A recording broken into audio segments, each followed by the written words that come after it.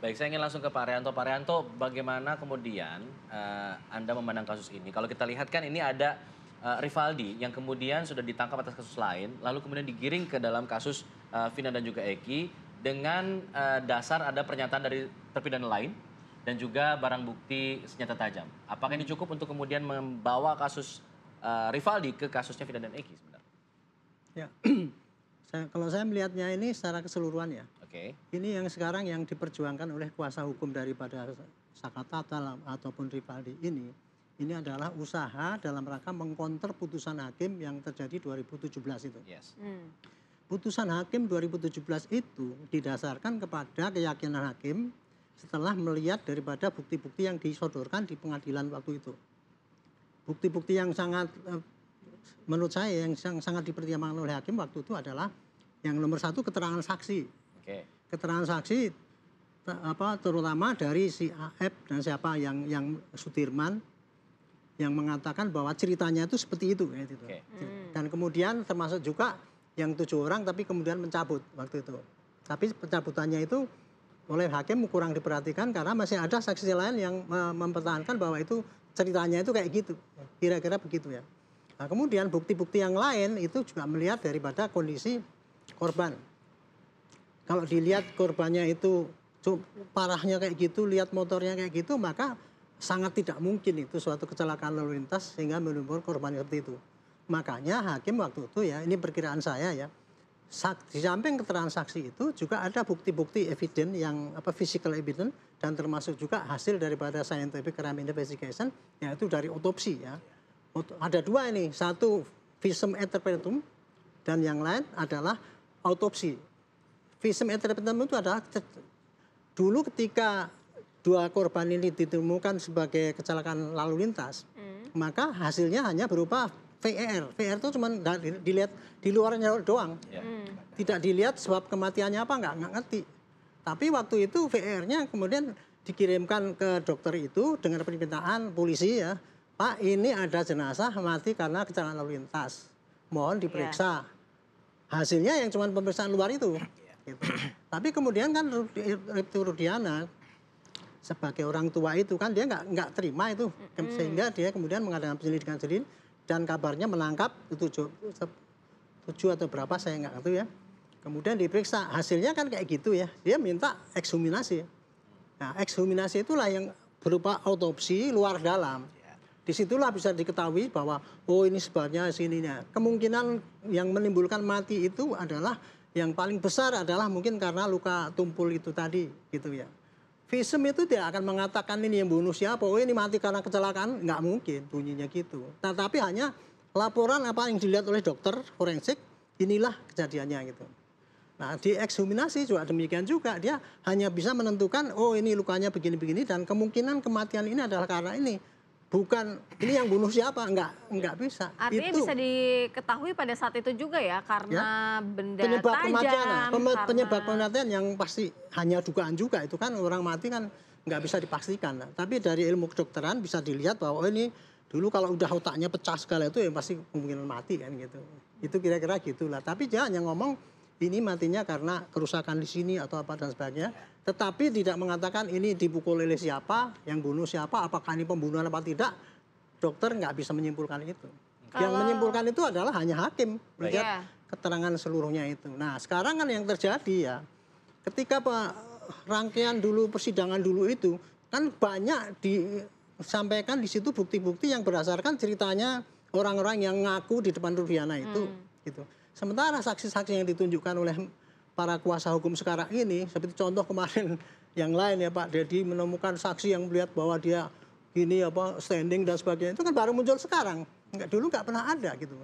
Akibat daripada itu, maka sekarang jadi sangat begitu kontras. Dulu kok hakim begitu kok bisa memutuskan gitu kan. Karena apa nih?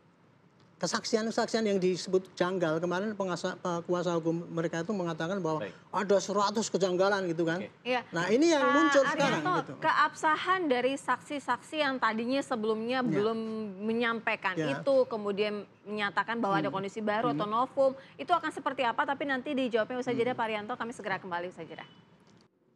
Kita lanjutkan dialog, saya ke Pak Arianto. Pak Arianto, Ya. kalau misalnya sudah ada, artinya pada saat waktu itu 2017 sudah dikelirkan dengan saksi-saksi dan barang bukti. Kemudian pada saat ini muncul lagi, ada yang dikatakan bahwa kondisi baru, novum baru. Nah, artinya keabsahannya akan seperti apa? Apakah juga ada perbedaan-perbedaan itu hakim juga bisa melihat atau proses penyidikannya juga bagaimana, Pak Jadi Arianto? gini ya, apakah novum yang sekarang diajukan oleh para kuasa hukum itu merupakan dianggap sebagai novum baru, ya? Karena sebagian dari yang novum yang ditunjukkan sekarang ini, sebagian dulu pernah dibahas dalam persidangan tahun 2017. Kemudian tapi sebagian memang ada yang sangat baru sekali, bahkan baru banget. Kemarin yang ada saksi-saksi motor naik motor gitu standing itu sangat baru sekali gitu kan. Nah, ini tergantung nanti kalau ini diajukan sebagai bahan PK, ya, maka hakim akan menilai, hakim itu melihat apakah ini masuk di dalam novum yang baru, ataukah bukan novum, ya, karena tidak didukung dengan data yang valid gitu misalnya tuh hanya keterangan saksi kan, kalau nggak didukung dengan yang lain kan tidak. Itu tergantung daripada penilaian hakim di PK nanti gitu. Karena hakim PK kan menilai novum baru dan kemudian kekhilafan hakim memutus dulu dan putusannya bertentangan. Kuasa hukum mereka kan tidak hanya pada novum baru untuk menunjukkan alibi ya, untuk mengkonter alibi para itu seperti Rivaldi kan yang ditunjukkan apa alibi dia bahwa dia bukan termasuk orang itu gitu. Itu nanti hakim aja yang menentukan di PK itu nanti. Kalau hakim itu menganggap itu sebagai suatu bahan untuk mengkonter PK ya diterima, ya itu bisa diterima. Tapi kalau tidak ya PK-nya ditolak. Itu aja sebenarnya. Saya ingin ke Mbak Cindy. Mbak Cindy, bagaimana kemudian Anda menjelaskan untuk di PK ini bahwa sebelumnya di sidang sebelumnya juga kan ini berdasarkan keterangan dari terdakwa juga, keterangan dari Rivaldi juga yang pada saat itu juga secara notabene mengakui begitulah apa yang dilakukannya terhadap Vina dan juga Eki. Oke, tapi tunggu tadi Mas Afat. Menyatakan bahwa ada pengakuan dari Rivaldi sendiri pada saat di BAP itu tidak pernah mendatangani BAP tersebut maupun jadi tersangka ataupun saksi. Ya, pada saat tanggal 1 September 2016, Rivaldi menyatakan saya tidak pernah mendatangani BAP. Adapun BAP itu ada tanda tangannya, itu bukanlah tanda tangan Rivaldi. Karena apa? Sudah kami uji juga di depan majelis. Kan gitu. Antara tanda tangan Rivaldi yang asli dengan tanda tangan Rivaldi yang di BAP itu berbeda jauh. Rivaldi hanya mengakui penandatangannya itu hanya yang di penahanan di Polsek Utara Barat. Untuk BAP kasus Vina sendiri tidak ada tanda tangan Rivaldi. Termasuk pada saat dia dipindahkan pun ke Polda, itu juga dia tidak menandatangani apapun. Tetapi pada saat sudah menjadi BAP ini, itu ada tanda tangannya. Gitu. Dan tadi juga menyebutkan Bang Pitra juga kan bilang bahwa mereka saling kenal dan segala macam. Sedangkan mereka sendiri tidak saling kenal dan bukan satu daerah.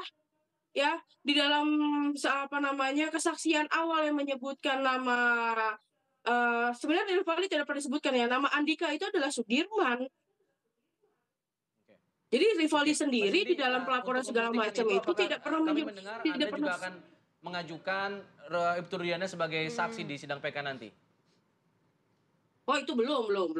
Nanti ngobrol sama Bang Pitra, itu belum. Tapi sebenarnya dalam persidangan di tahun 2017 itu, Pak Rudiana sendiri memang menyatakan seperti ini, bahwa untuk ketujuh terpidana lainnya, saya yang mengamankan mereka di depan SMP 11. Tetapi untuk Rivaldi sendiri, itu dalam artian sudah berada di dalam untuk kasus yang lain, ya. Jadi sebenarnya dari awal juga si Rivaldi itu tidak ada sangkutannya dengan kasus pembunuhan Vina dan Eki. Hanya saja pada saat penangkapan 7 orang terpidana tersebut, ya. Ini kalau emak-emak. Ya, jadi begini Bung Alpat, ini saya kira ini penyampaian informasi yang keliru dan salah. Pak Rudiana itu tidak pernah mengamankan Rivaldi. Gitu loh. Yang diamankan dia itu adalah para terpidana ini. Betul, itu tadi dikatakan begitu. Gitu Ya, loh. tadi bilang begitu. Satu itu yaitu Aldi, nama Rinaldi karena tidak terbukti dikeluarin. Gitu loh. Jadi Rivaldi dia tidak pernah mengamankan itu. Kenapa 8? Satunya itu plus Aldi 8. Dan dia karena memang disidik oleh penyidik, tidak terlibat dalam itu sehingga dikeluarkan. Rinaldi. Rinaldinya kan gitu. Jadi gitu. Nah, untuk Jadi Rivaldi? karena kalau Rivaldi itu tanggal 29 itu dia sudah ditangkap sama Polsek Nah Utbar. itu tadi yang disoroti oleh Mbak Cindy. Kalau sudah ditangkap, nah artinya bagaimana dia keterlibatannya? Tadi Mbak Cindy bilang. Nah, tanggal 20 benar saya ceritain. Tanggal 27 yang bersangkutan ini berdasarkan keterangan terpidana ikut serta. Dan peristiwa yang ditangkap itu kan tanggal 29. Jadi ada dua perbuatan delik di sini, delik tindak Pada pidana. saat itu? Iya, yang pertama tanggal 27 kejadian almarhum Tina dan Eki. Yang kedua yang ditangkap itu tanggal 29-nya. Dengan apa? Dengan vonis penganiayaan dan menggunakan senjata penikam ataupun penusuk, dan vonisnya 1 tahun 6 bulan. Jadi di tanggal 29 ada jadi kejadian. Nah, diketahui itu setelah tanggal 31 digali oleh penyidik, terpidana ini menerangkan ada keikutsertaan daripada si Rivaldi ini pada tanggal 27-nya. Sehingga hakim pada putusan nomor 226 itu memerintahkan untuk digali lagi barang bukti tersebut untuk perkara tanggal 27.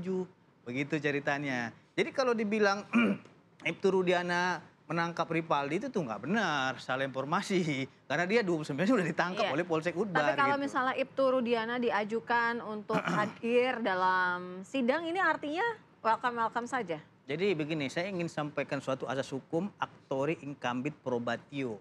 Siapa yang menggugat ataupun siapa yang menuduh dialah harus membuktikan gitu loh. Ya. Artinya ini bukan beban kita, ini adalah beban terpidana. Gitu loh. Tidak ada korelasinya Rudiana bersaksi untuk terpidana karena dia sudah pernah dimintai keterangan dahulunya di Pengadilan Negeri Cirebon yang artinya sesuai dengan pasal 263 ayat 2 huruf H ya KUHP itu menyatakan apabila bukti yang sudah pernah diperiksa di pengadilan ya oleh hakim ataupun jaksa penuntut umum dan lain-lainnya itu bukanlah sebagai novum ataupun bukti baru. Nah, yang dikatakan novum itu adalah keadaan baru yang sama sekali belum pernah diperiksa. Baik. Gitu loh. Sehingga itu bukanlah novum. Jadi korelasinya nggak ada di situ gitu. Baik, nanti kita akan tunggu ya bagaimana proses selanjutnya untuk kemudian pengajuan PK dari Rivaldi ini. Kita akan tunggu juga dari langkah dari Ibtu Rudiana soal sumpah pocong ya kita akan tunggu nanti. Besok ya Besok katanya. katanya. Baik, terima kasih ya. Ya, Bang. semoga sangkanya Bang tidak Mita, jadi terima pocong kasih. gitu aja. Terima kasih Pak Pak Ariaso, Ariaso, terima kasih juga Mbak Cindy Mbak juga terima Cindy kasih. Sembiring. Terima kasih semuanya. Dan